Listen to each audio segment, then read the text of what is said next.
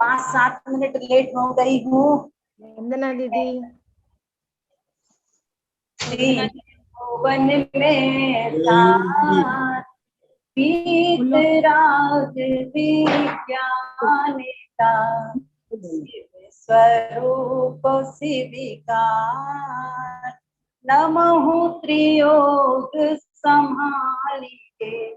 बोलिए देवादिदेव 1008 श्री आदिनाथ भगवान की जय।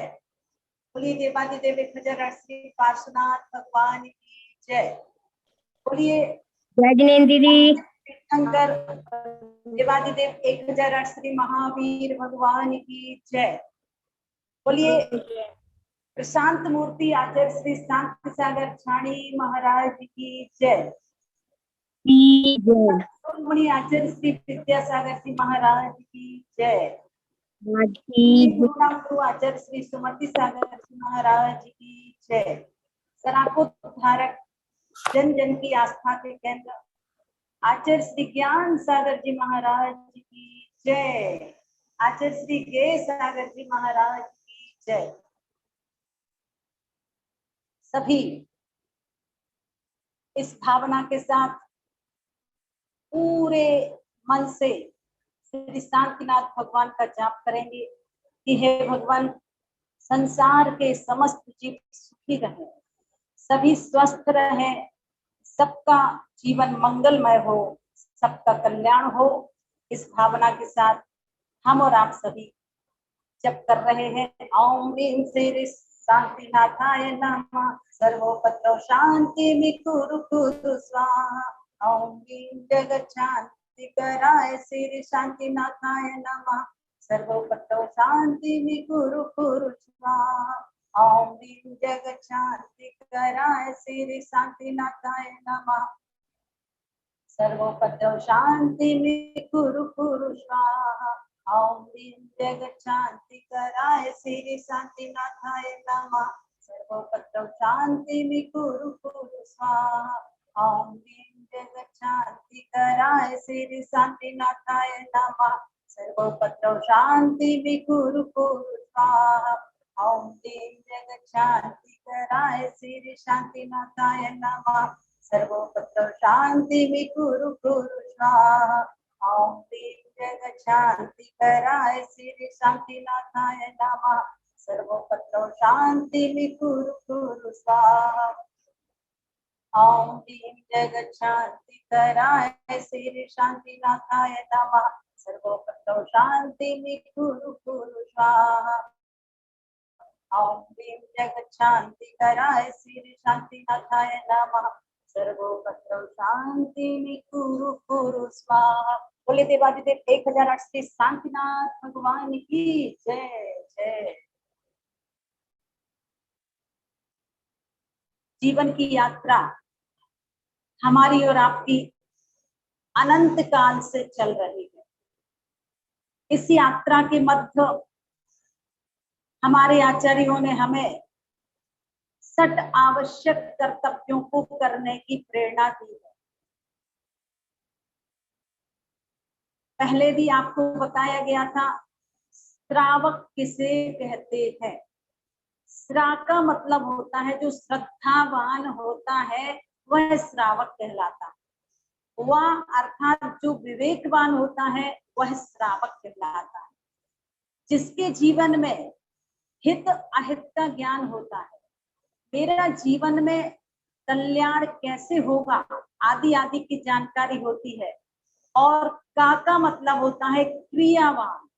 आचरण जिसके जीवन में स्थान प्राप्त कर लेता है वह वास्तव में श्रावक कहलाता है। इसका मतलब क्या हुआ? अकेले मात्र श्रद्धान कर लेने से जीवन का कल्याण नहीं होगा। अकेले मात्र ज्ञान कर लेने से जीवन का कल्याण नहीं होगा। अकेले मात्र आचरण कर लेने से भी जीवन का कल्याण नहीं होगा। जिसके जीवन में श्रद्धा भी है, ज्ञान भी है और आचरण भी है, वही वास्तव में अपना कल्याण करता है। तो आप सभी को चर्चा के मध्य बताया जा रहा है कि श्रावक की भूमिका में 6 आवश्यक कर्तव्यों का पालन करना चाहिए। वो कौन से 6 आवश्यक कर्तव्य है? मुझे लगता है सबको याद हो चुके हैं। मैं बाद में पूछूंगी कि कौन से 6 आवश्यक कर्तव्यों का पालन आप सभी को प्रतिदिन करना चाहिए। देव पूजा, गुरु उपासना, स्वाध्याय, संयम, तप और दान। इस तरह से 6 आवश्यक कर्तव्यों की चर्चा पद्म नंदी पंचविंशतिका ग्रंथ में आचार्य पद्म नंदी ने की है। आचार्य कुंद स्वामी ने रयन सार ग्रंथ में आवश्यक कर्तव्य 2 बताए हैं। दान और पूजा करना श्रावक का आवश्यक कर्तव्य है। साधु का ध्यान और अध्ययन करना ये साधुओं के आवश्यक कर्तव्य है। आचार्य कुंद स्वामी तो यहाँ तक लिखे हैं, अगर श्रावक अपनी भूमिका में दान और पूजन नहीं करता है तो उसे श्रावक कहलाने का अधिकार नहीं है। और मुनिराज अपनी भूमिका में ध्यान और अध्ययन नहीं करते हैं तो उन्हें मुनि कहलाने का अधिकार नहीं है। ऐसा आचार्य कुंद स्वामी, जिन्होंने हमें अध्यात्म का मार्ग बताया है, जिन्होंने बहुत अल्प अवस्था से ही, शरीर अलग है आत्मा अलग है, जिनकी माँ बचपन में ही शुद्धोसी बुद्धोसी निरंजनोसी पालने में इस तरह की लोरियां सुनाती थी। वास्तव में बचपन के संस्कार बचपन में काम किया करते हैं।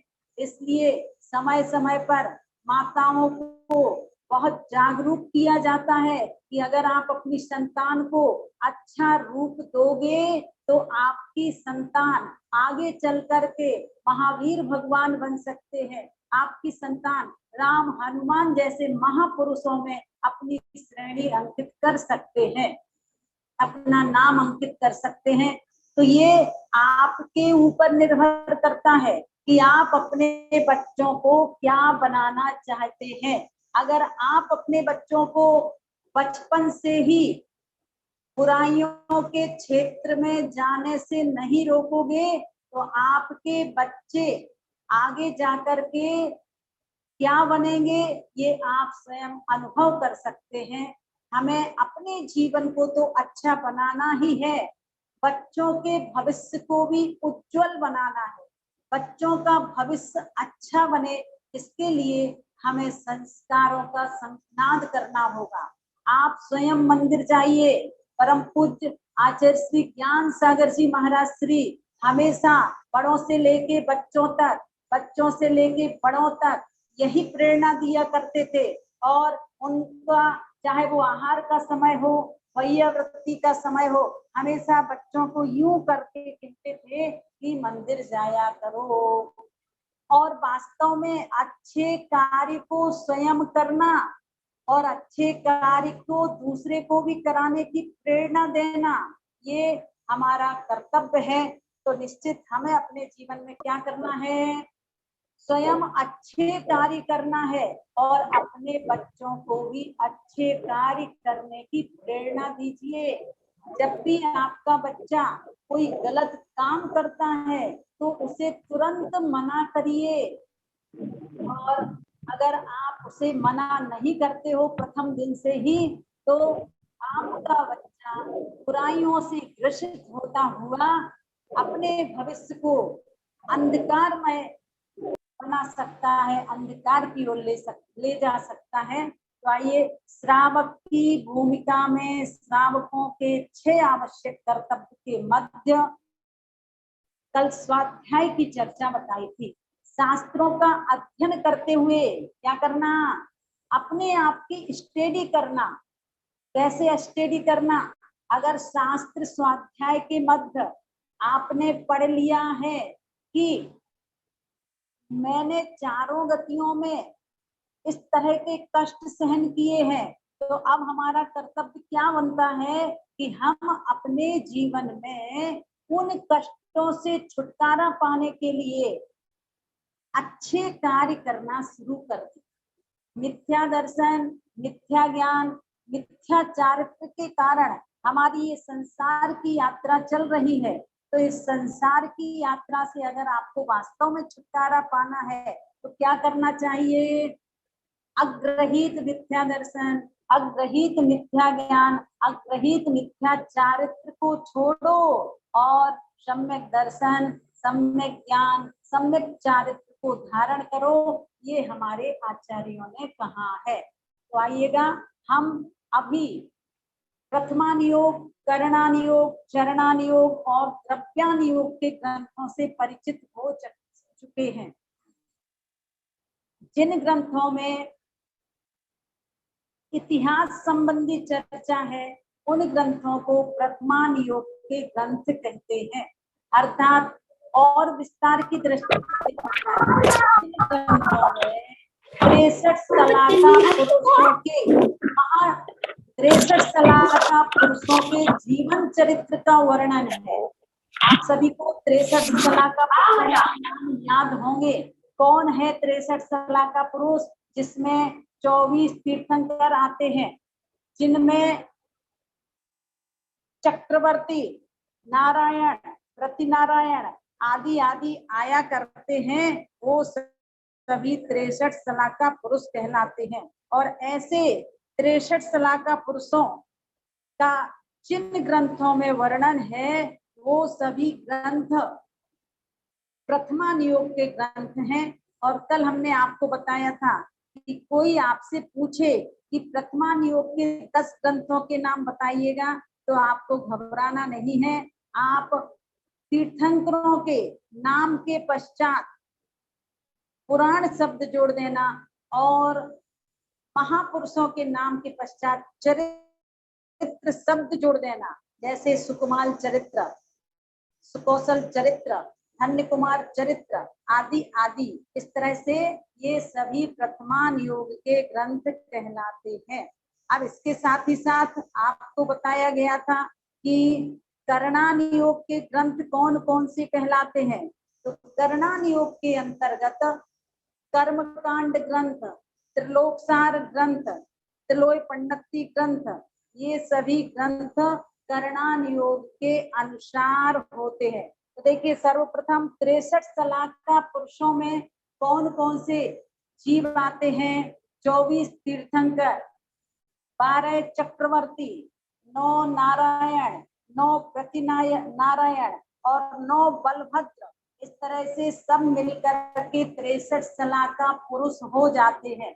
आप सभी को वैसे याद होंगे कौन कौन से हैं? 24 तीर्थंकर, 12 चक्रवर्ती, 9 नारायण, 9 प्रतिनारायण और 9 बलभद्र।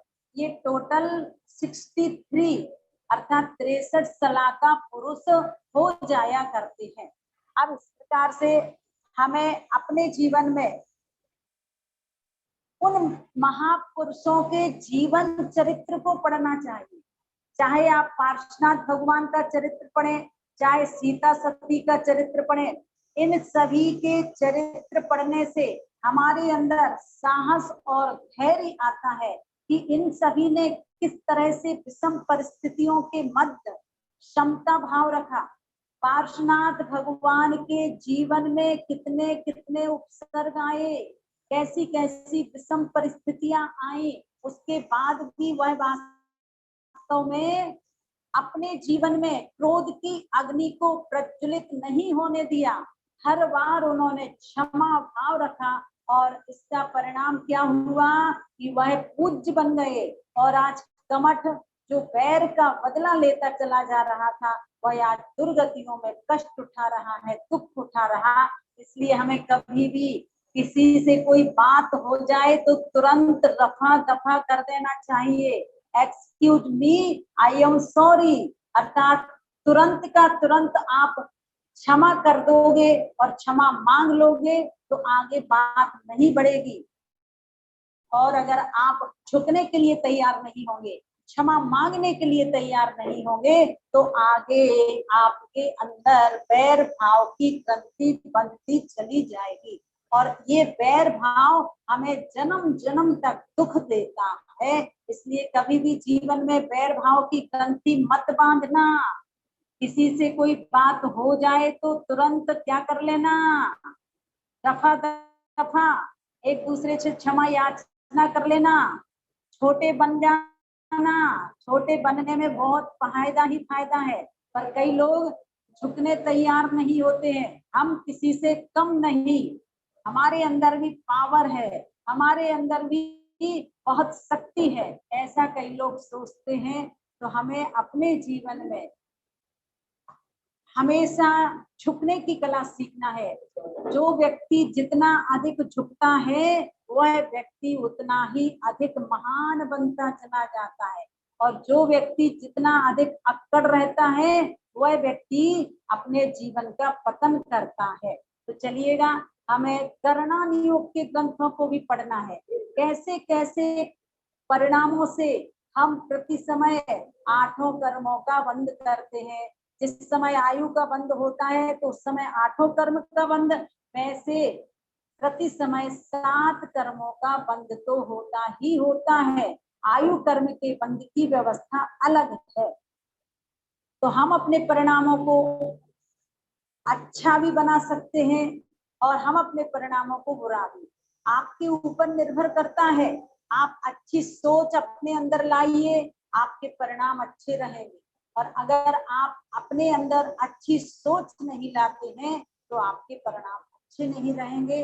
अच्छे परिणामों से अच्छे कर्म का बंध होता है, बुरे परिणामों से बुरे कर्म का बंध होता है। ये सब करणानियोग के ग्रंथ जब पढ़ोगे, कर्मकांड और त्रिलोकसार, त्रिलोय पंडक्ति, जम्बूदीप पंडक्ति, ये सब करणानियोग के ग्रंथ कहलाते हैं। इसके साथ ही साथ चरणानियोग की बात भी कल बताई थी। आचरण संबंधी चर्चा जिन ग्रंथों में है वो चरणानियोग के ग्रंथ हैं। श्रावकों के आचरण की चर्चा कराने वाला कौन सा ग्रंथ है? रत्न करंड श्रावकाचार। मैंने कल भी कहा था, आज फिर से कह देती हूँ, हर गृहस्थ व्यक्ति को रत्न करंड श्रावकाचार ग्रंथ का स्वाध्याय अवश्य करना चाहिए, ताकि हमारा आचरण सुधर जाए। हमारे जीवन में सावधानियां जितनी होंगी, उठते बैठते चलते फिरते बोलते वक्त, उतना ही अधिक हम अपने जीवन में कर्म बंध से छुटकारा पा लेंगे। और जो व्यक्ति जितना अधिक प्रमाद करता है वह व्यक्ति उतना अधिक कर्म का बंध किया करता है। तो आइए हमें समझना है।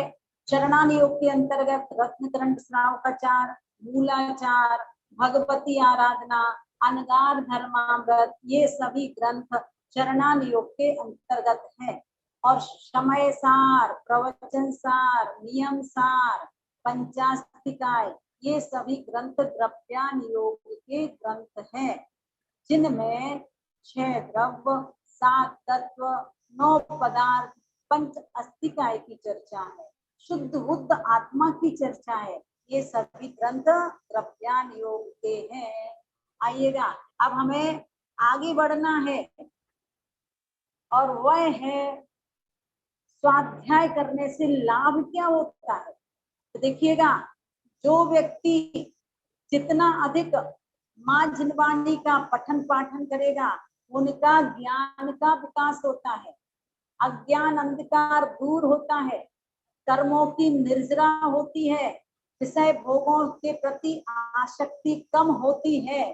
तो हमें स्वाध्याय जरूर प्रतिदिन करना चाहिए, विनय पूर्वक करना चाहिए। जो व्यक्ति जितना अधिक माँ जिनवाणी की विनय करता है, पढ़ाने वालों की विनय करता है, वह उतना ही अधिक अपने ज्ञान का विकास करता है। इसके बाद अब आता है नंबर, स्वाध्याय के 5 भेद हैं। वाचना, रचना, अनुप्रेक्षा, आमनाय, धर्मोपदेश। किस तरह से वाचना, अर्थात जो भी आप पढ़ रहे हो उसका शुद्ध उच्चारण करना।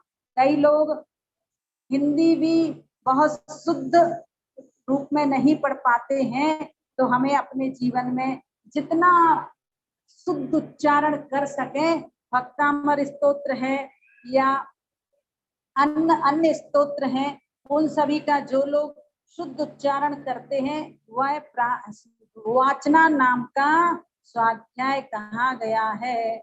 और इसके साथ साथ जो लोग प्रश्ना अर्थात जो कुछ आपने पढ़ा है उसके विषय में अगर आपके मन में कोई जिज्ञासा है, कोई प्रश्न आपको पूछना है तो पूछना, ये प्रश्ना स्वाध्याय है। या जो पढ़ाते हैं और अगर वह आपसे पूछते हैं तो वह प्रश्ना स्वाध्याय है। नंबर 3 अनुप्रेक्षा अर्थात जाने हुए बस पदार्थ का बार बार चिंतन करना। आपने मान लीजिए जो कुछ भी पढ़ा है उसको बार बार चिंतन करना, ये कहलाता है अनुप्रेक्षा।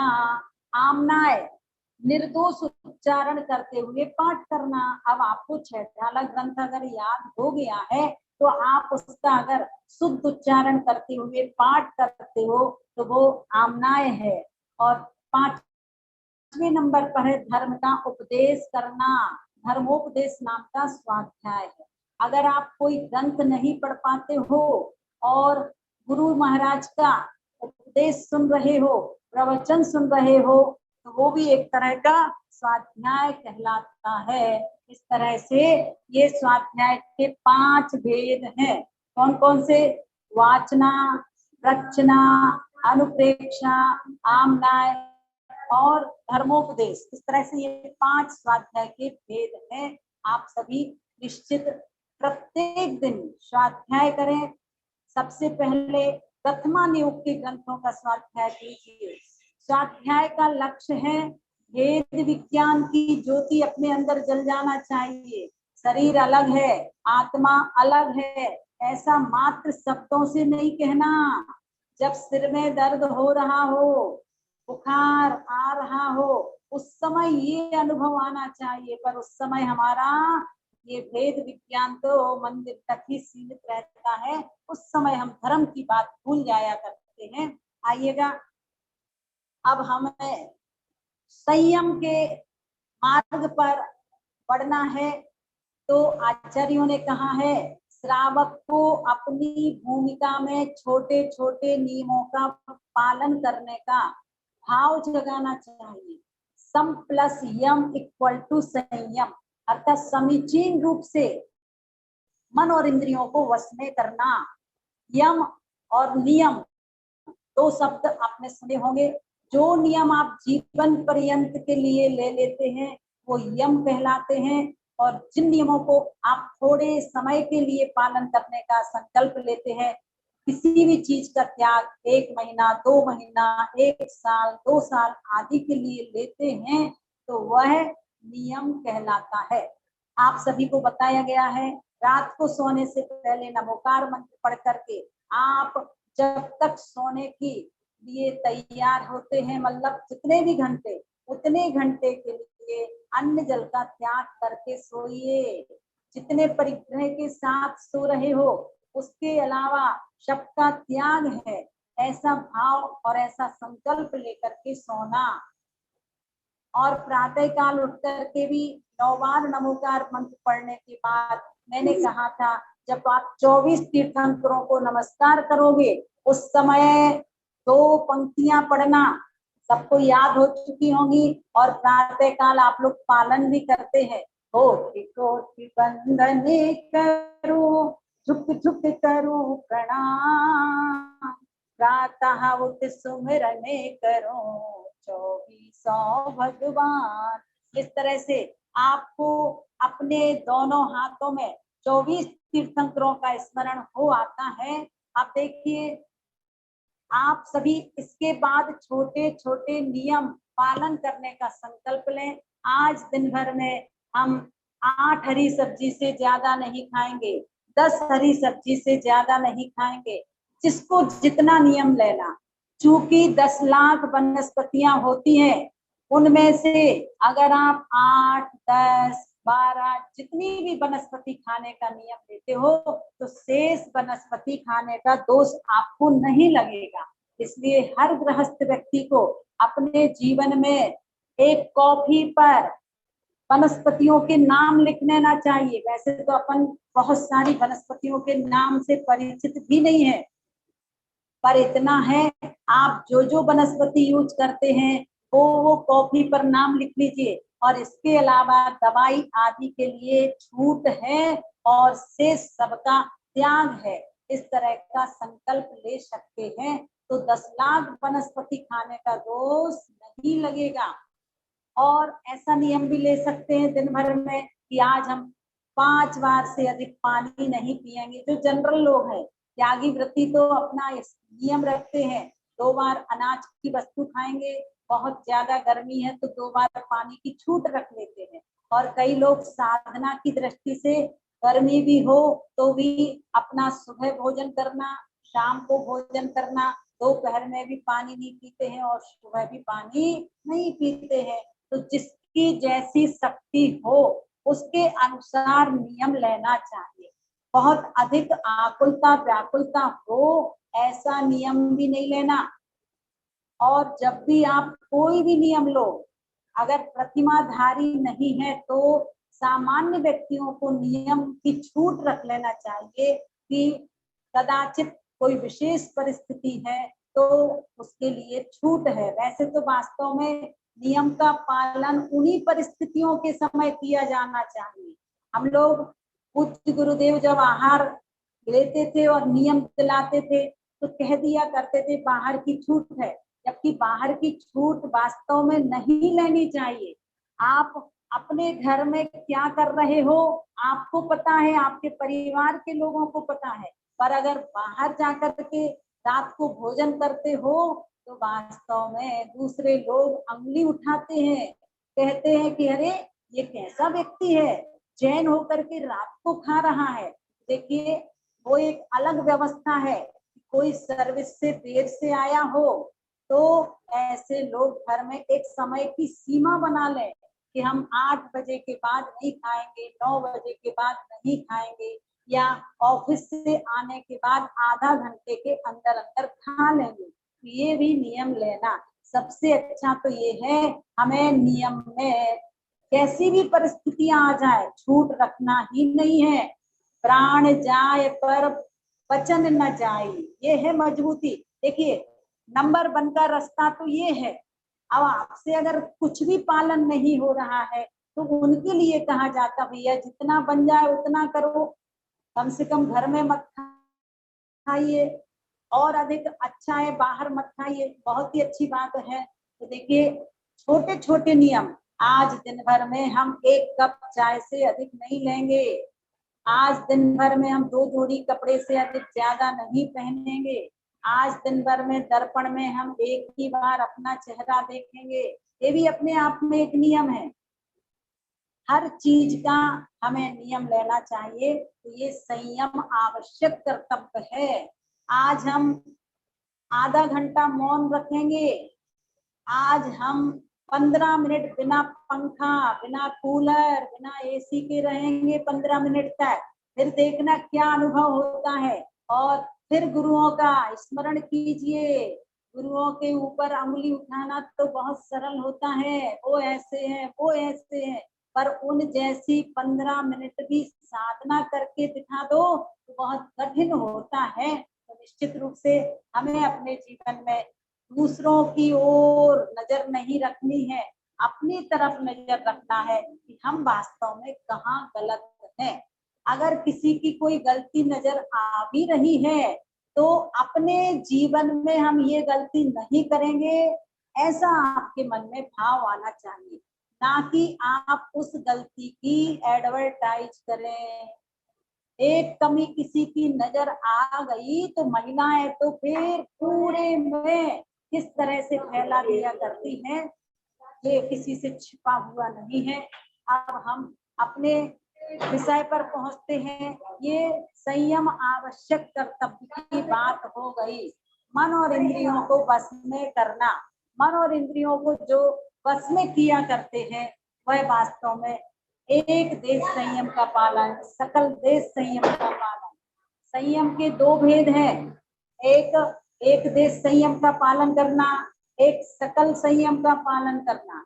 आप सभी घर गृहस्थी में रहते हुए एक देश संयम का पालन कर सकते हो, और मुनि महाराज जी सकल संयम का पालन करते हैं। 5 पापों का सर्वथा त्याग कर देना, ये महाव्रती का लक्षण है। और घर गृहस्थी में रहते हुए 5 पापों का पूर्ण रूप से त्याग नहीं होता है, पर स्थूल रूप से त्याग कर देना, ये अणुव्रती कहलाते हैं। अणुव्रती कहो या श्रावक कहो और महाव्रती कहो, मुनिराज कहो, ये पर्यायवाची शब्द है।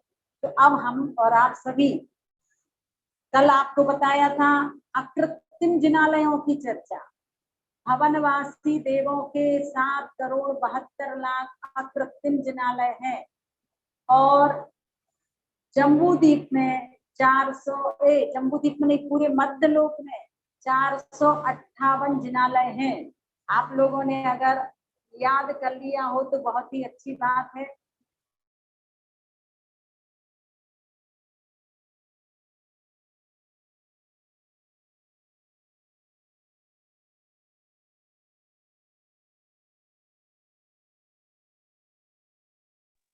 दीदी आवाज चली गई। संख्या बताई गई थी, क्या हुआ, टोटल बताया था 8,96,97,481। ये अकृत्रिम जिनालय, फिर से बता देते हैं, 8 करोड़ कितने, 8,96,97,097 और 481 अर्थात 481 अकृत्रिम जिनालय हैं। और अगर एक एक अकृत्रिम जिनालय में कितनी कितनी प्रतिमाएं हैं, आपको बताया गया था 108 प्रतिमाएं हैं। तो आप 8,56,97,481 अकृत्रिम जिनालयों में गुणा कर दीजिएगा 108 का, तो कितना आ जाता है, 925 करोड़। शायद मधु भाभी जी जुड़ी हुई है क्या, मधु भाभी जी? जहां तक 945 की जगह 925 करोड़ 53,27,948 प्रतिमाएं अपने पूरी कहलाएंगी ना। एक बार और देख लेते हैं, कहीं कोई मिस्टेक होगी तो आपको बताएंगे। पर जहां तक अकृत्रिम जिनालयों की प्रतिमाओं की संख्या इतनी ही बताई गई है, 925,53,27,948। हाँ, आप टोटल किया है क्या? हाँ दीदी, 925,53,27,948 आ रहा। 45 आ रहे हैं क्या? 945, 925 करोड़, 925 करोड़ है ना? हाँ। हमने जो हमारे पास लिख करके भेजा था उसमें 945 लिखा है। अच्छा, वो गलती से हो गया होगा। ठीक है, 25,53,53,00,000। जी जी जी, चलिए। हाँ, देखिएगा, आप स्वयं सोचिए, अकृत्रिम जिनालयों की चर्चा की जा रही है जिनको किसी ने बनाया नहीं है। ऐसे अकृत्रिम जिनालय, एक अकृत्रिम जिनालय में 108 विशाल भव्य प्रतिमाएं बड़ी सुंदर लगती हैं। ऐसी उन प्रतिमाओं की संख्या आपको बताई गई है 925 करोड़ 53,27,448 प्रतिमाएं हैं। 948 अकृत्रिम जिनालय कितने हैं? 8,56,56,481। जिनालय। दीदी 948 है। इन सभी की प्रतिदिन भाव वंदना करना चाहिए। आप दीदी, जिस समय प्रातः काल उठते हो, 24 तीर्थंकरों को नमस्कार करते हो, उस समय अकृत्रिम जिनालयों का स्मरण करो कि देखो, अधोलोक में 7,72,00,000 अकृत्रिम जिनालय हैं, ऊर्ध्वलोक में 84,97,023 अकृत्रिम जिनालय है, और जिस मध्य लोक में हम और आप रहते हैं उसमें 458 जिनालय है। इस तरह से टोटल आपके बीच में हो जाते हैं। अब देखिए, ऊर्ध्वलोक में 84,97,023 भवन है। तो वो कैसे कैसे है थोड़ा सा आप याद रख सकते हो तो ठीक, अन्यथा नोट कर सकते हो। सौधर्म स्वर्ग में 22 लाख विमान है और इतने ही अकृत्रिम जिनालय है। जो सौधर्म इंद्र है उनके कितने भवन है, यानी सौधर्म स्वर्ग में 32 लाख भवन है यानी विमान है, और उन सभी विमानों में एक एक अकृत्रिम जिनालय है। और दूसरे नंबर अकृत्रिम जिनालय, प्रथम स्वर्ग में 32 लाख भवन है यानी विमान है, और एक एक विमान में एक एक अकृत्रिम जिनालय है, इसलिए 32 लाख क्या हुआ, 32 लाख भवन या विमान प्रथम स्वर्ग में है। दूसरे स्वर्ग में 28 लाख भवन है, विमान है। सनत कुमार आप लिखते जाइएगा 12 लाख, तीसरे स्वर्ग में 12 लाख, चौथे स्वर्ग में 8 लाख। ब्रह्मोत्तर अर्थात 5वें और 6वें स्वर्ग में 4 लाख विमान है। आपको मैं ये बता रही हूँ 84,97,023 जो अकृत्रिम जिनालय है वो कैसे होते हैं ऊर्ध्वलोक के। तो जितने जितने विमान हैं उतने उतने अकृत्रिम चैत्यालय हैं। आपको याद भले ही ना हो पर समझो तो। समझ में नहीं आ रहा क्या? समझ में आ रहा ना? समझ में आ रहा ना? हाँ दीदी आ रहा है। दीदी एक बार रिपीट कर दीजिए। सरल विषय है। हाँ, एक बार रिपीट कर दीजिए। 50,000 अकृत्रिम जिनालय है, और शुक्र महाशुक्र में 40,000, सतार सहस्रार में 6,000, आनत प्राणत आरण अच्युत में 700, अधोग्रेविक में 111 विमान और इतने ही अकृत्रिम जिनालय, मध्यम ग्रेविक में 107। कोई बात नहीं, सुन तो लो। और ऊर्ध्व ग्रेविक में 91 और 9 अनुदुस में 9 और 5 अनुत्तर विमानों में 5 अकृत्रिम जिनालय है। इस तरह से टोटल कितने हो गए? 84,97,023 अकृत्रिम जिनालय ऊर्ध्वलोक के हैं, यानी वैमानिक देवों के हैं।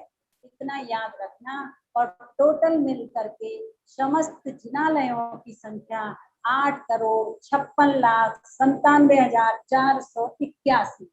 और पूरी जो प्रतिमाएं हैं एक एक जिनालय में 108 प्रतिमा, इसका गुणा कर दीजिएगा तो कितना आ गया था? 925 करोड़ 53,27,948 प्रतिमाएं हैं। आप गुणा करिएगा, अपने आप आपको सब कुछ पता लग जाएगा। अब समय हो रहा है इसलिए मैं आपके बीच में अब 6 ढाला ग्रंथ की चर्चा करूंगी।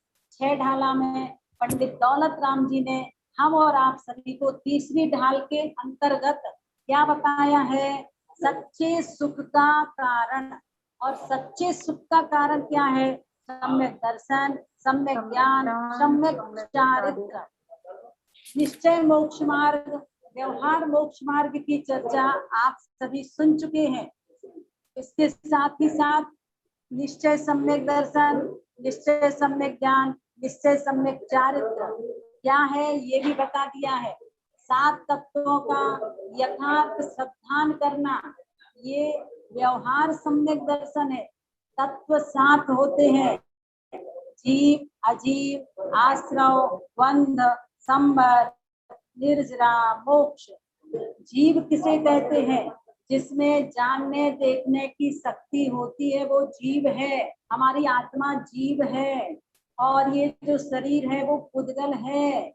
इसमें पूर्ण गलन स्वभाव पाया जाता है और इसमें स्पर्श, रस, गंध, वर्ण पाया जाता है। तो अजीव तत्व के 5 भेद किए थे: पुद्गल, धर्म, अधर्म, आकाश, काल। पुद्गल का अर्थ भी बताया था, जिसमें 8 प्रकार का स्पर्श, 5 प्रकार का रस, 5 प्रकार का वर्ण, 2 प्रकार का गंध पाया जाता है, वो पुद्गल है। और जीव पुद्गलों को चलाने में जो सहयोगी द्रव्य है वो धर्म द्रव्य। परंतु कौन से जीवों को? चलते हुए जीव पुद्गलों को। अगर कोई बैठा हुआ है तो उसको धर्म द्रव्य जबरन नहीं चलाएगा। आपकी इच्छा है तो वो आपके लिए चलने में सहयोगी बनता है। और अगर आपके ठहरने की इच्छा है, आप चलते चलते थक गए हो, तो ठहराने में अधर्म द्रव्य सहयोगी रहता है। और आकाश द्रव्य किसे कहा था? समस्त द्रव्यों को रहने के लिए जो स्थान देता है वो आकाश द्रव्य है। आप लोग इसको आकाश नहीं समझना कि नीला नीला जो आकाश दिखाई देता है वो अकेला नहीं, पूरे लोक में आकाश द्रव्य ठसाठस है, यानी पूरे में व्याप्त है। अब इसके साथ ही साथ काल द्रव्य जो स्वयं परिणमन करता है और परिणमन कराने में सहयोगी है, वो काल द्रव्य कहलाता है। इस तरह से जीव के 3 भेद किए थे, बहिरात्मा, अंतरात्मा, परमात्मा।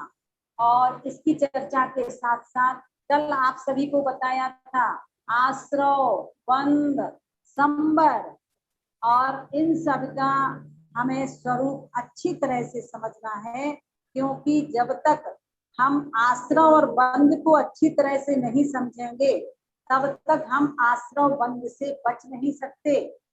आश्रव दुख के कारण है, क्योंकि नाव में जिन छिद्रों से पानी आ रहा है उन छिद्रों का सबसे पहले हमें उपाय करना है कि बंद कर दें, ताकि नाव में पानी आना बंद हो जाए। और अगर नाव में पानी भर गया है तब आप क्या करोगे? सबसे पहले पानी निकाल दोगे, तो ये निर्जरा है। और जब पूरा खाली पानी हो जाता है तो मोक्ष कहलाता है। इसी तरह हमारी आत्मा में कर्म जब तक है तब तक आश्रव, और वो टिक गए तो बंध। अब हमने आते हुए कर्मों के द्वार को बंद कर दिया तो वो संबर है। और जो कर्म हमने बांध लिए हैं उनका समय पूरा हो जाता है तो वह फल देते हैं, जिसको सविपाक निर्जरा कहा गया है। समस्त संसारी जीवों के जो निर्जरा होती है, और मुनि महाराज जी तपस्या के कारण उन कर्मों को जल्दी क्षय कर देते हैं, तो वो उनके अविपाक निर्जरा कहलाती है। और मोक्ष किसे कहते हैं? संपूर्ण कर्मों से रहित अवस्था का नाम मोक्ष है। आज अपन को मोक्ष का लक्षण समझना है। एक छंद पढ़ेंगे। सकल कर्म ते रहित अवस्था, सो शिव फिर सुखकारी। यह विधि जो सरदा तत्वनि, सो समित व्यवहारी। देव जिनेन्द्र गुरु परिग्रह बिन, धर्म दया जुत सारो। ये हुमान समित को कारण, अष्ट अंग जुत धारो। देखिए अब यहाँ पर मोक्ष तत्व की चर्चा बताई गई है। मोक्ष किसे कहते हैं? सकल कर्म से रहित अवस्था, अर्थात संपूर्ण कर्मों से जब यह आत्मा रहित अवस्था को प्राप्त होती है तब वास्तव में मोक्ष कहलाता है। मोक्ष का मतलब स्थान विशेष से अकेला नहीं लेना। हमारे जीवन में हम जो प्रति समय कर्मों का बंद करते हैं वो कर्म पूर्ण रूप से क्षय को भी प्राप्त हो गए और नए कर्म भी अब नहीं बन रहे हैं, तो वो कहलाता है मोक्ष। सकल कर्म से रहित अवस्था, सो शिव, उसको ही मोक्ष कहते हैं। और ऐसा मोक्ष कैसा है? स्थिर। एक बार जिसको मोक्ष प्राप्त हो जाता है उसको फिर मोक्ष के ही सुख अनंत काल तक अनुभूत होते हैं। फिर ऐसा नहीं होता है कि मोक्ष प्राप्त करने के बाद फिर से वो संसार में आ जाए। में लग जाइए नीरज प्रार्थना, तप करके मोक्ष जाने वाले थे। बीत गए फिर वो जमाने, आते नए लोग पुराने नहीं आते। क्या समझ में आया? एक कर लेते हैं वो फिर संसार में नहीं आते हैं। एक मत ऐसा है जो कहता है कि भगवान एक बार मोक्ष प्राप्त कर लेते हैं, उसके बाद जब संसार में शक्ति होती है तो फिर आ जाते हैं, जबकि जैन दर्शन ऐसा नहीं कहता। जैन दर्शन कहता है एक बार जिन्होंने शुद्ध दशा को प्राप्त कर लिया है वो फिर संसार में नहीं आते हैं, हमेशा हमेशा के लिए जन्म जरा मृत्यु रूपी महारोगों से छुटकारा प्राप्त कर लिया करते हैं। क्या करते हैं उस मोक्ष में? अनंत ज्ञान, अनंत दर्शन, अनंत सुख और अनंत वीर्य का अनुभव करते रहते हैं। एक बार जिसको वो मोक्ष पद मिल जाता है, वास्तव में वह हमेशा हमेशा के लिए सब तरह के कष्टों से छुटकारा पा लेता है। न सर्दी, न गर्मी, न भूख, न प्यास, न राग, न द्वेष, न आश्चर्य, न विस्मय, न प्रमाद, कुछ नहीं, न नींद आना, जागरूक रहते हैं वो हमेशा। अब देखिएगा, ये है विद जो श्रद्धा तत्वन की सो समिकित व्यवहारी। देखो ये व्यवहार सम्यक दर्शन की परिभाषा पढ़ी है आपने। सातों तत्वों का यथार्थ श्रद्धान करना, जिस तत्व का जैसा लक्षण है वैसा जानना सम्यक दृष्टि का लक्षण है, और जिस तत्व का जैसा लक्षण है वैसा ना जानकर अन्य रूप से जानना ये मिथ्या दृष्टि है। तो दूसरे ढाल में आपने तत्वों की विपरीत श्रद्धा पड़ी थी, और यहाँ समीचीन श्रद्धा पड़ी है कि जो तत्व का जो लक्षण है उसको वैसा ही श्रद्धान करना, ये व्यवहार सम्यक दर्शन है। आप देखिए, अब व्यवहार सम्यक दर्शन की प्राप्ति के लिए हमारे जीवन में तीन माध्यम बनते हैं, सच्चे देव, सच्चे गुरु और सच्चा धर्म। ठीक है, तीन चीजें, यानी सच्चे देव के माध्यम से भी हमें सम्यक दर्शन हो सकता है, सच्चे गुरु के उपदेश से भी हो सकता है, और सच्चे धर्म का जब हम पालन करते हैं, अध्ययन करते हैं, तब भी हमारे अंदर सम्यक दर्शन हो सकता है। कोटि शशि भानुदुत तेज छिप जात है, महावैराग्य परिणाम ठहरात। देखिए आप लोग नंदीश्वर दीप की जब जयमाला पढ़ते हो तो क्या कहते हैं कि भगवान के दर्शन करने से अनेक जीवों को सम्यक दर्शन की प्राप्ति हो जाती है। ऐसी विशाल मनोज प्रतिमाओं को देखकर अंदर विशुद्धि बढ़ती है। हे भगवान, मेरा स्वरूप भी तो आप जैसा ही है, और ऐसा विचार आते ही वह सम्यक दृष्टि हो जाया करता है। अकेले विचार नहीं, उसके लिए बहुत पुरुषार्थ करना पड़ता है। कसायों की मंदता, विशुद्धि का विकास, और उसके लिए पल प्रतिपल 5 लब्धियां होती है, उसके बाद ही सम्यक दर्शन होता है। देव जिनेंद्र, हमारे जिनेंद्र भगवान कैसे होते हैं? जिन्होंने राग द्वेष मोह ममता को जीत लिया है, अर्थात जिनेंद्र देव 18 दोषों से रहित होते हैं, वीतरागी होते हैं, और परिग्रह बिन गुरु, अर्थात हमारे जो सच्चे गुरु महाराज हैं वो कैसे होते हैं? परिग्रह से रहित होते हैं। दया जुत धर्म, और धर्म का लक्षण क्या है? अहिंसा परमो धर्म, अर्थात जिसमें अहिंसा की प्रधानता है वो सच्चा धर्म है। तो कहते दया जुत धर्म सारो यही उत्कृष्ट है।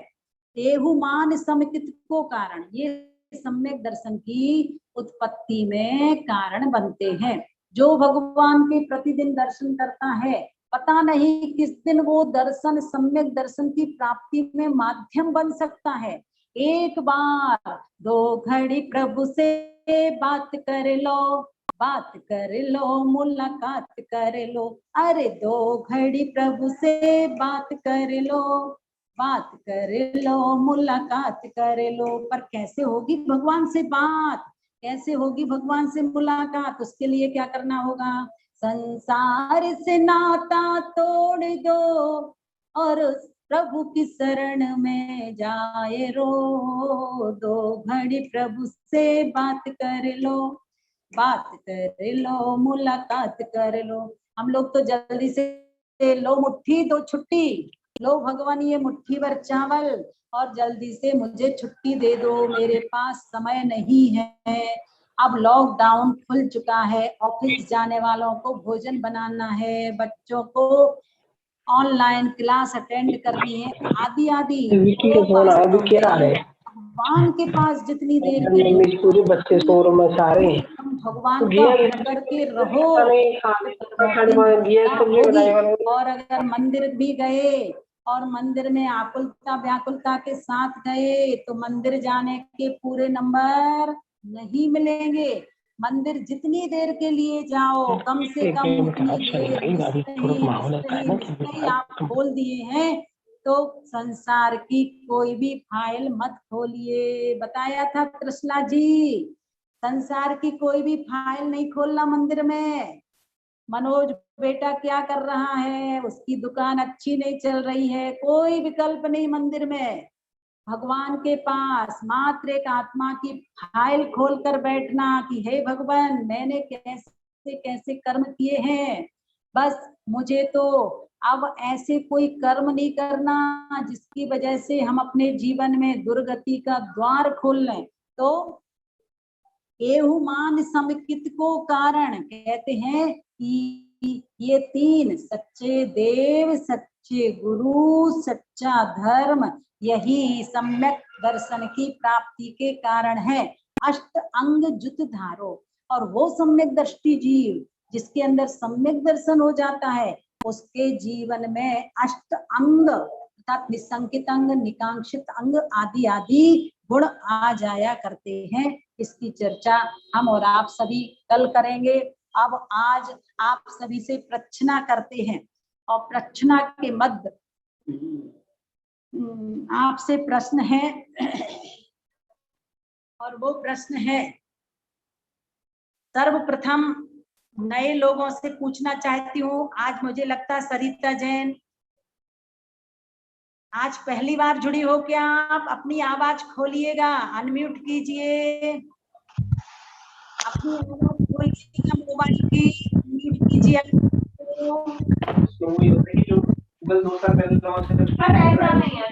घर में जो कोई हो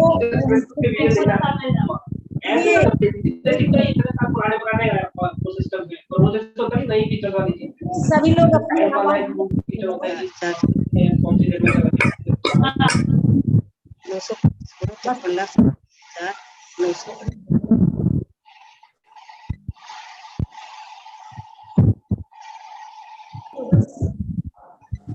हाँ उमा देवी जी बताएंगी, उमा जैन बताएंगी क्या पूछा है अभी हमने आपको।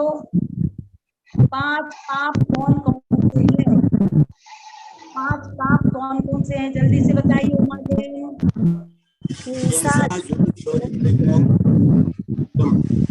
हाँ, अब इसके बाद एम के जैन साहब बताएंगे पंच परमेश्वरियों के नाम। बहुत सरल प्रश्न पूछा है, नमोकार मंत्र को आप रोज पढ़ते हो, इससे पंच परमेश्वरियों को नमस्कार पंच परमेश्वरी के नाम।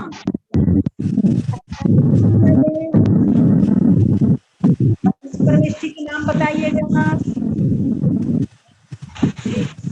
अहम सिद्ध आचार्य उपासक।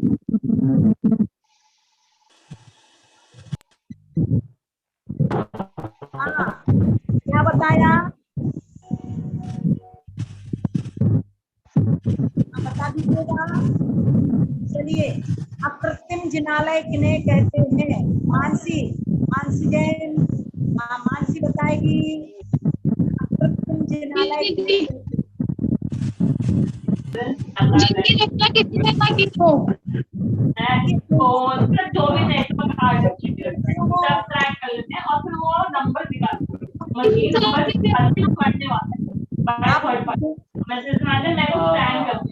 रीजन नहीं बता रहा कैसे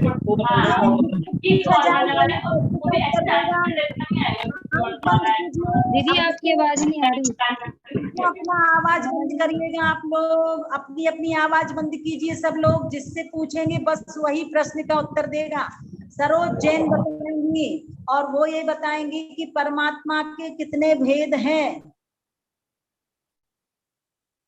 परमात्मा के कितने भेद बताए हैं? आवाज खोल सकती हो तो। निकल परमात्मा, सकल परमात्मा। हाँ, और इसके बाद आनंद कुमार जैन बताएंगे। अरे सभी लोग मत बोलिए। हाँ, आनंद कुमार जैन बताएंगे सकल परमात्मा किसे कहते हैं। और निकल परमात्मा, चलिए निर्मला जी बताएंगी। प्रीति जैन बताएगी सकल परमात्मा किन्हें कहते हैं। वंदना दीदी। हाँ जी। घातिया, चार घातिया कर्मों को नाश करने वाले, लोक अलोक को देखने जानने वाले श्री अनंत भगवान को सकल परमात्मा। ऐसे अरिहंत परमेष्ठी को सकल परमात्मा, और जिन्होंने शरीर घातीय कर्मों का क्षय कर दिया ऐसे सिद्ध परमेष्ठी को निकल परमात्मा। अच्छा, सरोज मौसी जी बताएंगी। वो बताएंगी बहिरात्मा किसे कहते हैं। बोलो, बहिरात्मा किसे कहते हैं? बहिरात्मा किसे कहते हैं सरोज जी? देह और शरीर को एक मान है। हाँ, शरीर और आत्मा को एक मानता है। आत्मा को एक माना है। और अंतरात्मा किसे कहते हैं? अंतरात्मा।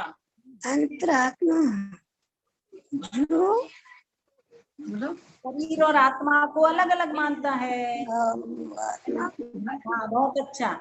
और अब मधु भाभी जी बताएंगी अंतरात्मा के कितने भेद हैं। 3 भेद है दीदी। कौन कौन से? कम, मध्यम और जगह। हाँ, बहुत अच्छा।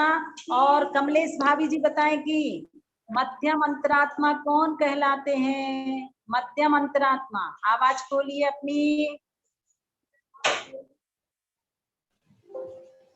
दीदी 5वें गुण स्थान से 11वें गुण मध्यम। 5वें गुण स्थान वर्ती आरिका माता जी, एलक जी, लज्जित और 6ठे गुण स्थान से 11वें गुण स्थान तक के समस्त मुनि महाराज, ये सब मध्यम अंतरात्मा है। अब सविता भाभी जी बताएंगी जघन्य अंतरात्मा कौन कहलाते हैं। अपनी आवाज खोलिए।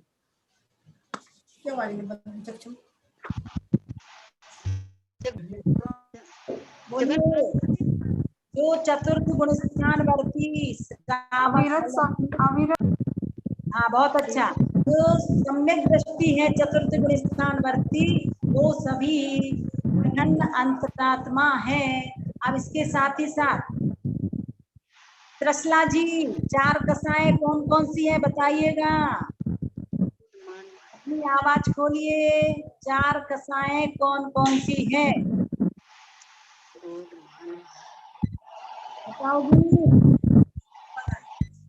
चलिए, अब इसके बाद क्रोध मान माया लोभ। बहुत अच्छा, क्रोध मान माया लोभ। और इसके बाद अब आपको एस के जैन साहब बताएंगे क्या। एम के जैन साहब, कनक जी बताएंगी। और वो ये बताएंगी नरक गति में कौन सी जाति का वृक्ष है। कौन सी जाति का वृक्ष है नरक गति में, कनक जी? मैं बताऊं दीदी? बोलिएगा। सेमर जाति का वृक्ष। हाँ बहुत अच्छा। और वहां पर कौन सी नदी है निर्मला जी?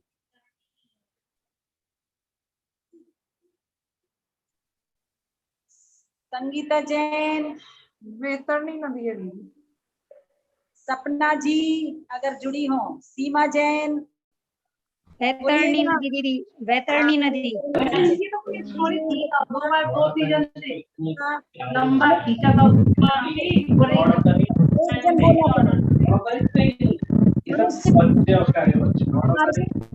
कौन कौन से है? संगीता जी, मनुष्य गति के कौन कौन से 5 प्रकार के कष्ट हैं? देखिए इसमें 2 संगीता जी का नाम आ रहा है। आप लोग जो भी उत्तर दे सकते हो मनुष्य गति में। हाँ बोलिए,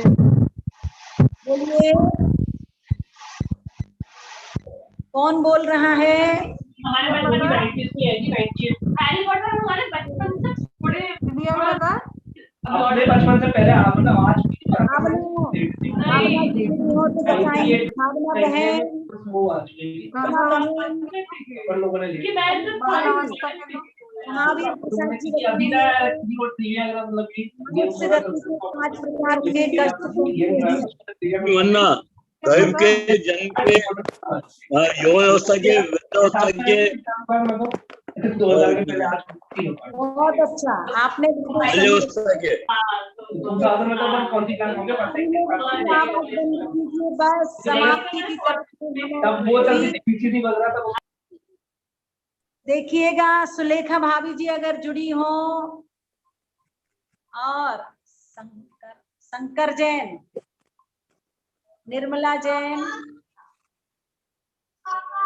6 ढाला ग्रंथ में पंडित दौलत राम जी ने प्रथम ढाल में किसकी चर्चा की है? बबीता जी संसार के दुखों की चर्चा की है। हाँ, चारों गतियों के दुखों की चर्चा की। और सीमा जी बताइए अनंत काल हमारा कहाँ पर व्यतीत हुआ है? निगोद में।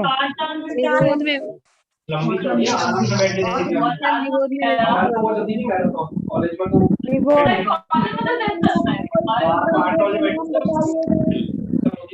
सभी लोग बोल रहे हैं। आज की क्लास को खत्म करते हैं। आशु जैन अगर आवाज सुन रहे हो और अगर क्लास अटेंड की हो, कौन है, कहाँ से है? आशु जैन।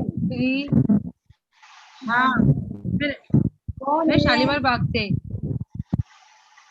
बहुत अच्छा, आप बोलिएगा द्रव्यान योग के 2 ग्रंथों के नाम। समय सार और पंचास्तिका। बहुत अच्छा। और 6 द्रव्य, 7 तत्वों और 9 पदार्थों की चर्चा होती है, वो द्रव्य है। बहुत सुंदर। हाँ, शुद्ध बुद्ध आत्म तत्व की। संगीता जैन, 2 संगीता जैन गिरी हुई है, कहाँ से है? संगीता जैन बताइए आप।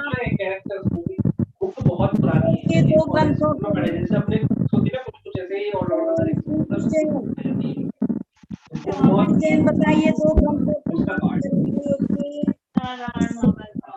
की आवाज नहीं आ रही आपकी? कैरेक्टर है ना वो समय हो गया है। और ये कलर था वाणी के ज्ञान ते तुझे लोकालो सो वाणी मस्तक कमरे तुंगो के जिनो निहार पौध पौध निरे तेरी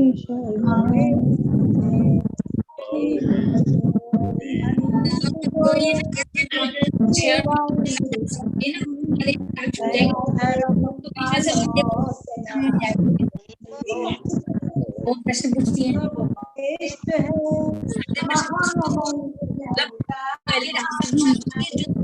पहले दिन उस दिन से प्रश्न उससे क्या था याद नहीं हो एक चीज लोग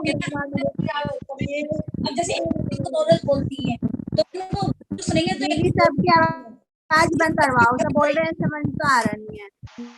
वंदना दीदी जी चल आवाज बंद। दीदी वंदना, बहुत बहुत वंदना। सभी को जानकारी दे दी जाएगी। दीदी वंदना, आवाज बंद करो ना दीदी एसके जैन कर दीजिए। से और कर दीजिए। 5 महिलाओं को फोन करना है, चाहे वो रिश्तेदार हो, चाहे वो सहेली हो, चाहे वो पड़ोसी पड़ोसी हो। सभी को परसों 8:45 बजे माँ जिनवाणी की जुलूस निकालने के लिए, सरस्वती पूजन करने के लिए जोड़ना है। देखते हैं आप लोग मान लीजिए 35 लोग जुड़े हैं, तो कितने लोगों को और आप जोड़ सकते हो। अपने अपने घरों में 8:45 बजे आप लोग सुसज्जित थाल में माँ जिनवाणी को मस्तिष्क पर विराजमान करके अपने घर में भी जुलूस निकालिएगा और जयकारा लगाइएगा सरस्वती जिनवाणी माता की, गुरुदेव की और भगवान की। इस तरह से हम जयकारा लगाते हुए, और वीडियो भी आप बना करके भेज सकते हैं, अपनी अपनी फोटो भी भेज सकते हैं। इस तरह से आज का यह कार्यक्रम समाप्त हुआ। ओम नमः सब कुछ दीदी जय जिनेंद्र। वंदना दीदी। जय जिनेंद्र, वंदना दीदी। दीदी